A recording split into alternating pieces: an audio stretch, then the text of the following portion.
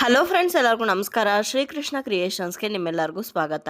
ಇವತ್ತಿನ ಈ ವಿಡಿಯೋದಲ್ಲಿ ಈ ವರ್ಷ ಬಂದಿರುವಂತಹ ಮೊದಲನೇ ಚಂದ್ರಗ್ರಹಣ ಹಾಗೆ ಹೋಳಿ ಹುಣ್ಣಿಮೆ ದಿನ ಗೋಚರ ಆಗ್ತಾ ಇರುವಂತಹ ಚಂದ್ರಗ್ರಹಣದ ಬಗ್ಗೆ ಸಂಪೂರ್ಣ ಮಾಹಿತಿನ ತಿಳಿಸ್ಕೊಡ್ತಾ ಇದ್ದೀನಿ. ಈ ಚಂದ್ರಗ್ರಹಣ ನಮ್ಮ ಭಾರತದಲ್ಲಿ ಗೋಚರ ಆಗ್ತಾ ಇದೆಯಾ ಇಲ್ವಾ, ಹಾಗೆ ಗ್ರಹಣದ ಸೂತಕವನ್ನು ಆಚರಣೆ ಮಾಡಬೇಕಾ ಬೇಡವಾ, ಗ್ರಹಣ ಎಷ್ಟು ಗಂಟೆಗಳ ಕಾಲ ಸಂಭವಿಸುತ್ತೆ, ಯಾವ ಸಮಯದಲ್ಲಿ ಸಂಭವಿಸುತ್ತೆ, ಹಾಗೆ ಗ್ರಹಣ ಮುಗಿದ ನಂತರ ಯಾವ ರೀತಿ ನಾವು ಸ್ವಚ್ಛತೆಯನ್ನು ಮಾಡಬೇಕು, ಹಾಗೂ ಗ್ರಹಣಕ್ಕೂ ಮುಂಚೆ ಯಾವ ರೀತಿ ನಾವು ಪ್ರಿಕಾಷನ್ಗಳನ್ನ ತಗೋಬೇಕು ಅನ್ನೋದೆಲ್ಲದನ್ನು ಕೂಡ ಈ ವಿಡಿಯೋದಲ್ಲಿ ತಿಳಿಸ್ಕೊಡ್ತೀನಿ. ಹಾಗಾದರೆ ಇನ್ಯಾಕೆ ತಡ, ಬನ್ನಿ ವಿಡಿಯೋನ ಶುರು ಮಾಡೋಣ. ಈ ವರ್ಷ ಗೋಚರ ಆಗ್ತಾ ಇರುವಂತಹ ಮೊದಲನೇ ಚಂದ್ರಗ್ರಹಣ ಫಾಲ್ಗುಣ ಮಾಸದ ಹುಣ್ಣಿಮೆ ದಿನ ಗೋಚರ ಆಗ್ತಾ ಇದೆ. ಅಂದರೆ ಅದು ಹೋಳಿ ಹುಣ್ಣಿಮೆ ದಿವಸ, ಹೋಳಿ ಹಬ್ಬದ ದಿವಸನೇ ಗ್ರಹಣ ಬಂದಿದೆ. ಈ ಗ್ರಹಣ ಸ್ವಲ್ಪ ಮಟ್ಟಿಗೆ ನಮ್ಮ ಭಾರತದಲ್ಲೂ ಗೋಚರ ಆಗ್ತಾ ಇರೋ ಕಾರಣ ನಮ್ಮ ಭಾರತದಲ್ಲಿ ಈ ಗ್ರಹಣದ ಸೂತಕವನ್ನು ಆಚರಣೆ ಮಾಡಬೇಕಾಗಿದೆ. ಈ ವರ್ಷ ಅಂದರೆ 2026ನೇ ಇಸ್ವಿಯಲ್ಲಿ ಮಾರ್ಚ್ 3ನೇ ತಾರೀಕು ಮಂಗಳವಾರದ ದಿವಸ ಸಂಭವಿಸ್ತಾ ಇದೆ. ಹಾಗೆ ಈ ಚಂದ್ರಗ್ರಹಣ ಈ ವರ್ಷದ ಅತ್ಯಂತ ದೀರ್ಘವಾದಂತಹ ಗ್ರಹಣ ಅಂತ ಹೇಳ್ಬೋದು. ಯಾಕಂದರೆ ಜಾಸ್ತಿ ಸಮಯದ ಕಾಲ ಗ್ರಹಣ ಸಂಭವಿಸುತ್ತೆ. ಇನ್ನು ಈ ಗ್ರಹಣದ ದಿವಸ ಚಂದ್ರನು ಸಿಂಹ ರಾಶಿಗೆ ಪ್ರವೇಶ ಮಾಡ್ತಾನೆ. ಪರಿಣಾಮವಾಗಿ ಚಂದ್ರಗ್ರಹಣ ಸಿಂಹ ರಾಶಿ ಮತ್ತು ಪೂರ್ವ ಪಾಲ್ಗುಣ ನಕ್ಷತ್ರದಲ್ಲಿ ಸಂಭವಿಸ್ತಾ ಇದೆ.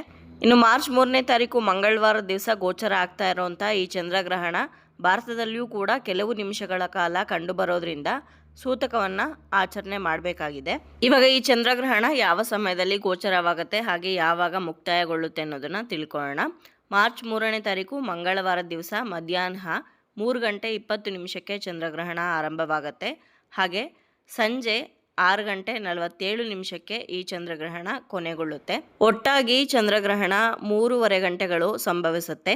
ಇನ್ನು ಈ ಚಂದ್ರಗ್ರಹಣ ಎಲ್ಲೆಲ್ಲಿ ಗೋಚರವಾಗುತ್ತೆ ಅಂತಂದರೆ ಏಷ್ಯಾ ಖಂಡದಲ್ಲಿ ಗೋಚರವಾಗುತ್ತೆ, ಹಾಗೆ ಆಸ್ಟ್ರೇಲಿಯಾದಲ್ಲಿ, ಉತ್ತರ ಅಮೇರಿಕ ಭಾಗಗಳಲ್ಲಿ, ಹಾಗೆ ಭಾರತದ ಕೆಲವು ಕಡೆ ಕೂಡ ಈ ಗ್ರಹಣ ಗೋಚರವಾಗ್ತಾ ಇದೆ.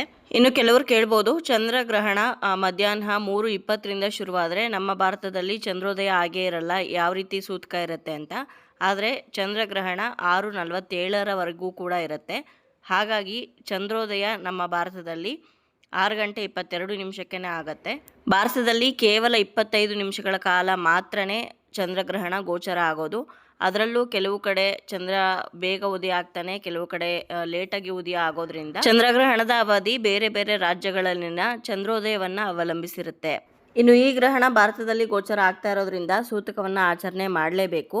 ಕೆಲವರು ಹೇಳೋ ಪ್ರಕಾರ ಗ್ರಹಣ ಆರಂಭಕ್ಕೂ ಮೊದಲಿನ 9 ಗಂಟೆಗಳ ಮುಂಚೆಯಿಂದನೇ ಸೂತಕ ಇರುತ್ತೆ ಅಂತ ಹೇಳ್ತಾರೆ.